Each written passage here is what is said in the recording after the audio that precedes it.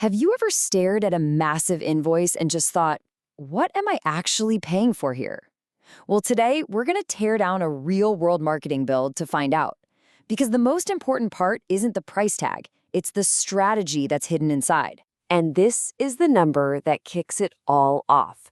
$15,457.34. Look, for any business, that is a serious chunk of change.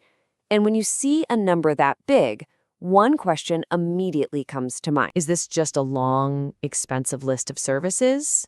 Or is it something more? That's the real question we're digging in today.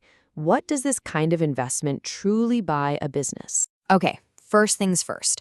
Let's take a look at the invoice itself. So here it is. You've got a WordPress website for $3,000, SEO optimization for almost the same amount, and another $3,000 for YouTube. You know, at first glance, it just looks like an expensive shopping list, right?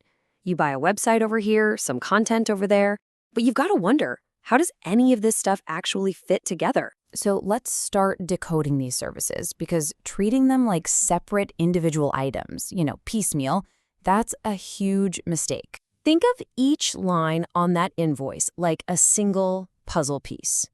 You've got your website piece, your SEO piece, a YouTube piece. Right now, they're all just dumped out on the table. Without the picture on the box to guide you, it's really just a jumbled mess. And this gets to the heart of the piecemeal marketing problem. When you just buy things one at a time, you wind up with a website that might look great, but nobody actually buys anything from it. You're paying all this money for SEO, but it isn't actually helping you hit your business goals. Everything's just off on its own little island. And the result isn't just wasted money, it's the massive opportunity you lose by not having them all work together. So this, right here, is the key question. How do all these individual services connect to create real value? How do we start putting this puzzle together? Well, the answer requires a complete shift in how we're looking at this. We have to stop looking at the list of services and start seeing the strategy. This is the big aha moment. This is us finally seeing the picture on the puzzle box. And there it is, this one line, pulled from the agency's strategy document. It changes absolutely everything. They don't just build websites. They build digital ecosystems. And that is not just some fancy marketing jargon. It's a completely different way of thinking about the work. So what does that actually mean, a digital ecosystem? Just think of it like a real ecosystem in nature. It's not just a random collection of animals and plants. They all depend on each other. It's the same idea here.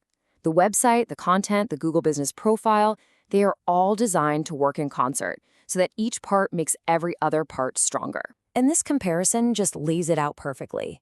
The old way, the siloed approach, is you just add services together. Website plus SEO plus social. Your growth is going to be limited. The ecosystem approach, on the other hand, connects them. It doesn't just add, it multiplies the effect.